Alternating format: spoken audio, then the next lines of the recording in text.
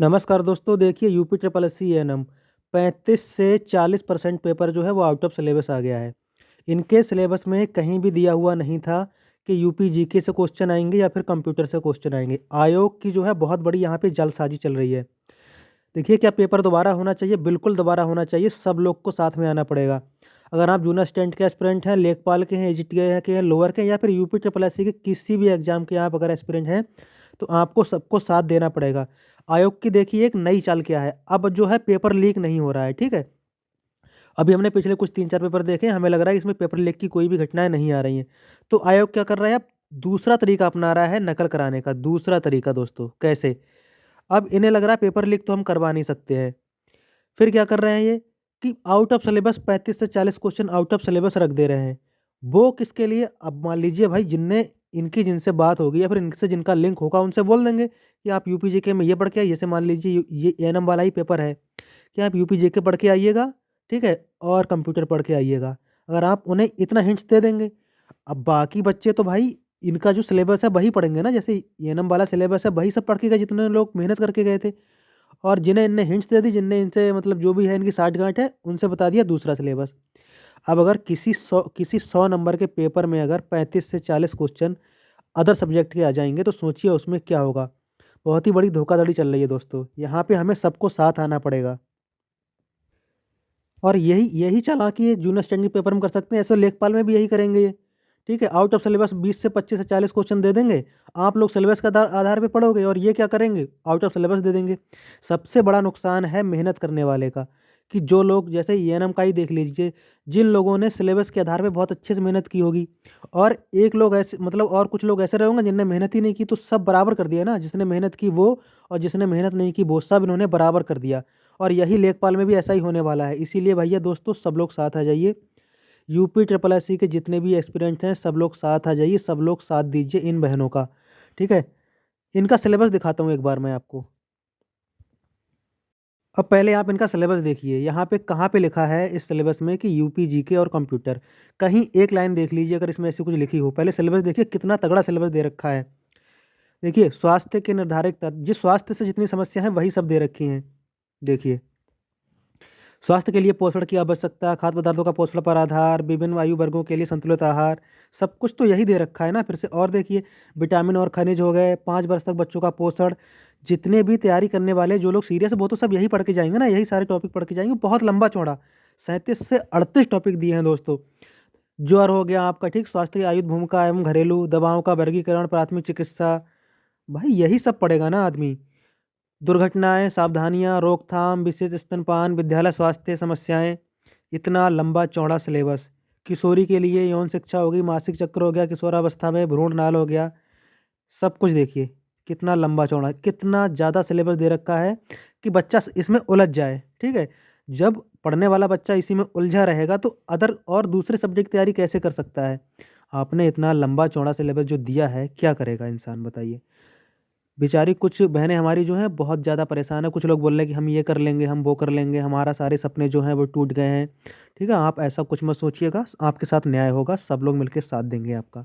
क्योंकि ये जो आयोग ने किया है ना, ये हमारे साथ भी अभी तो फीमेल के साथ किया है। अब जो बाकी सब वैकेंसी कंबाइन होके आएगी, लेखपाल आएगी या फिर कुछ और आएगी, जितनी वैकेंसी आएँगी सब में यही धांधली अगर हुई, तो सबका नुकसान होने वाला है।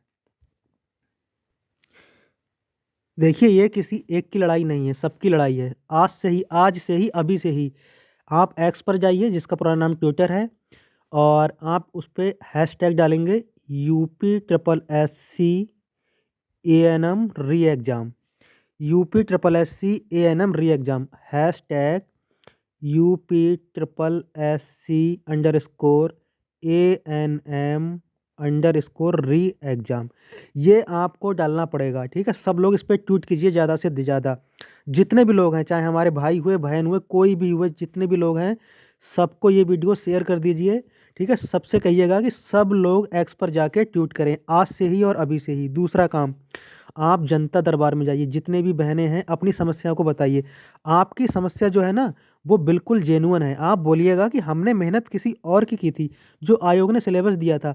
और आप आउट ऑफ सिलेबस पूछेंगे, तो जिनने मेहनत की थी ना, उनके साथ धोखा हो जाएगा और जिसने मेहनत नहीं की, वो इसका फ़ायदा उठा ले जाएँगे। पिछले 1.5-2 साल से जो लोग प्रॉपर तैयारी कर रहे हैं उनके साथ तो धोखा हो जाएगा ना। तो आपको जनता दरबार में जाना है, योगी जी से बात करनी है, और मुझे लग रहा है कि वो आपकी बात को ज़रूर सुनेंगे, संज्ञान में लेंगे। तीसरी चीज़, आप आयोग जाइए, आयोग को जाके ज्ञापन दीजिए कि आपने ये जो आउट ऑफ सिलेबस पूछा है, आप एक काम कर सकते हैं, आपके अगर 35 क्वेश्चन भी आउट ऑफ सिलेबस हैं तो आप इन 35 क्वेश्चन को हटा दीजिए। भाई आप इन 35 क्वेश्चन को हटा दीजिए, बाकी के जो 65 क्वेश्चन बचे हैं आप उन पे मेरिट लगाइए। आप ऐसा कुछ बोलिए उनके लिए ताकि उनके कानों तक आवाज़ पहुँचे, उन्हें लगे कि हाँ उन्होंने गलत किया है, रियल में गलत किया है। आप ऐसा कुछ बोलिए, या तो आप बोलिए कि आप री एग्ज़ाम के बारे में बोलिए कि हम री एग्ज़ाम लेंगे, ठीक है? और आप तब तक पीछे मत हटिएगा जब तक आयोग एक नोटिस ना दे दे कि हाँ हम इसका री एग्ज़ाम लेंगे। और अगर यहाँ से सुनवाई नहीं हो रही है, अगर आपको लग रहा है कि ये यहाँ से कुछ भी सुनवाई नहीं हो रही है, तो आप अपने ज़िले के जो भी मंत्री हैं, विधायक हैं, ठीक है, उनके पास जाइएगा। और जिस तरह से अभी जो आरक्षण वाला मुद्दा छिड़ा था ना, तो तुरंत उस पर सुनवाई हो गई थी आरक्षण वाले मुद्दे पे, ठीक है। और यूपी पुलिस में जो भी 3 साल की छूट थी उसकी भी तुरंत सुनवाई हो गई थी, मंत्री विधायक जो भी हैं उनके माध्यम से। तो आपकी भी इसमें सुनवाई होगी, 100% सुनवाई होगी। या तो पेपर री एग्जाम होगा, या तो आप बोल दीजिए 35 क्वेश्चन जो भी है, 35-40 क्वेश्चन वो हटाइए पेपर से, ठीक है। ये काम आप कर सकते हैं। फिर लास्ट का जो आपका है, लास्ट का जो बचा आपका कोर्ट, आप भर्ती को कोर्ट में ले जाइएगा अगर आपकी नहीं सुनी जा रही है तो। और यहाँ से आप 100% जीतेंगे। और यहाँ पे जो है ना, आयोग आयोग और एजेंसी जो है जिसने पेपर कराया है ना, इनकी यहाँ पे बहुत ही बुरी गत होने वाली है, ठीक है। जब जज साहब इनसे पूछेंगे ना अपना सिलेबस बताइए कि आपने क्या सिलेबस दिया था, सिलेबस दिखाइए, ठीक है। अब फिर इनके जो वकील होंगे वो सिलेबस दिखाएंगे, ठीक है। फिर जज साहब पूछेंगे अब ये बताइए इसमें यूपी जीके और कंप्यूटर कहाँ लिखा है, ठीक है। कोई ऐसी लाइन दिखाइए हमें, ठीक है। तब इनके जो वकील साहब होंगे ना, सरकारी वकील, इनका जो है ना मुंह पे जो है दही, मुंह में दही जम जाएगा, बस यहीं फंस जाएंगे ये। फिर जज साहब इन्हें खरी खोटी सुनाएंगे ना, तब इनकी समझ में आएगा। तो मुझे लग रहा है कि लास्ट का जो आपका तरीका है वो हो जाएगा, भर्ती जो है कोर्ट में जाएगी और आप यहाँ से जीत जाएंगे। लेकिन ये भर्ती में लेट लतीफ़ी हो जाएगी। इसीलिए आप सबसे पहले एक्स पर जाइए, ट्वीट कीजिए, मंत्री से मिलिए, योगी जी से मिलिए, आयोग के पास जाइए। जो लोग भी देखिए, चाहे मेल हुए या फीमेल हुए, जो भी आयोग के आसपास हैं सब लोग हेल्प कीजिए, ठीक है। आपके साथ भी धोखा हो सकता है, बहुत बड़ी जालसाजी चल रही है दोस्तों।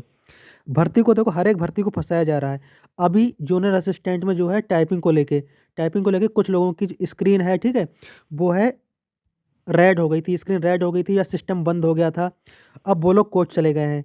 कोर्ट ने कह दिया कि आपकी सुनवाई होगी, उनकी जो याचिका मान ली गई है, उनकी रेट जो है मान ली गई है।